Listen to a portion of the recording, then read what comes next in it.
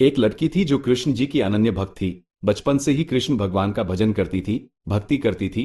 भक्ति करते करते बड़ी हो गई। भगवान की कृपा से उसका विवाह भी श्रीधाम वृंदावन में किसी अच्छे घर में हो गया।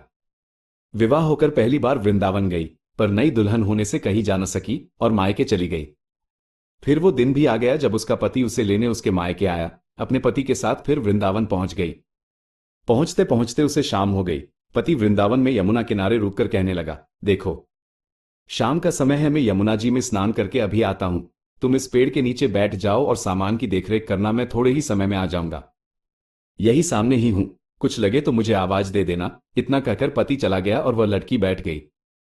एक हाथ लंबा घूंघट निकाल रखा है, क्योंकि गांव है, ससुराल है, और वही बैठ गई। मन ही मन विचार करने लगी कि देखो, ठाकुर जी की कितनी कृपा है, उन्हें मैंने बचपन से भजा और उनकी कृपा से मेरा विवाह भी श्रीधाम वृंदावन में हो गया। मैं इतने वर्षों से ठाकुर जी को मानती हूं, परंतु अब तक उनसे कोई रिश्ता नहीं जोड़ा। फिर सोचती है, ठाकुर जी की उम्र क्या होगी? लगभग 16 वर्ष के होंगे। मेरे पति 20 वर्ष के हैं, तो उनसे थोड़े से छोटे हैं, इसलिए मेरे पति के छोटे भाई की तरह हुए, और मेरे देवर की तरह, तो आज से ठाकुर जी मेरे देवर हुए। अब तो ठाकुर जी से नया संबंध जोड़कर बड़ी प्रसन्न हुई और मन ही मन ठाकुर जी से कहने लगी, देखो ठाकुर जी, आज से मैं तुम्हारी भाभी और तुम मेरे देवर हो गए। इतना सोच ही रही थी, तभी एक 10-15 वर्ष का बालक आया और उस लड़की से बोला, भाभी भाभी। लड़की अचानक अपने भाव से बाहर आई और सोचने लगी, वृंदावन में तो मैं नई हूं, ये भाभी कहकर कौन बुला रहा है। नई थी इसलिए घूंघट उठकर नहीं देखा कि गांव के किसी बड़े बूढ़े ने देख लिया तो बड़ी बदनामी होगी। अब वो बालक बार बार कहता, पर वो उत्तर न देती। बालक पास आया और बोला, भाभी, नेक अपना चेहरा तो दिखाई दे। अब वो सोचने लगी, अरे ये बालक तो बड़ी जिद कर रहा है, इसलिए कस के घूंघट पकड़कर बैठ गई कि कहीं घूंघट उठकर देखन ले। लेकिन उस बालक ने जबरदस्ती घूंघट उठकर चेहरा देखा और भाग गया। थोड़ी देर में उसका पति आ गया। उसने सारी बात अपने पति से कही। पति ने कहा, तुमने मुझे आवाज क्यों नहीं दी? लड़की बोली, वो तो इतने में भाग ही गया था। पति बोला, चिंता मत करो, वृंदावन बहुत बड़ा थोड़े ही है। कभी किसी गली में खेलता मिल गया तो हड्डी पसली एक कर दूंगा, फिर कभी ऐसा नहीं कर सकेगा। तुम्हें जहां भी दिखे मुझे जरूर बताना। फिर दोनों घर गए।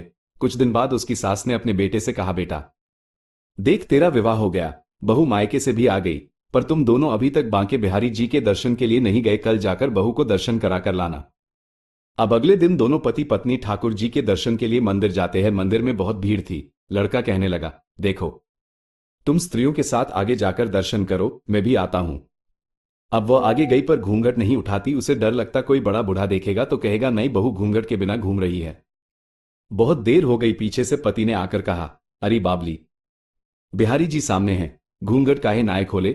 घूंघट नाय खोलेगी तो दर्शन कैसे करेगी? अब उसने अपना घूंघट उठाया और जो बांके बिहारी जी की ओर देखा तो बांके बिहारी जी की जगह वही बालक मुस्कुराता हुआ दिखा। उसे देख वो एकदम से चिल्लाने लगी, सुनिए, जल्दी आओ, जल्दी आओ। पति पीछे से भागा भागा आया। बोला, क्या हुआ? लड़की बोली, उस दिन जो मुझे भाभी भाभी कहकर भागा था वो बालक मिल गया। पति ने कहा, कहाँ है? अभी उसे देखता हूं। तो ठाकुर जी की ओर इशारा करके बोली, ये रहा, आपके सामने ही तो है।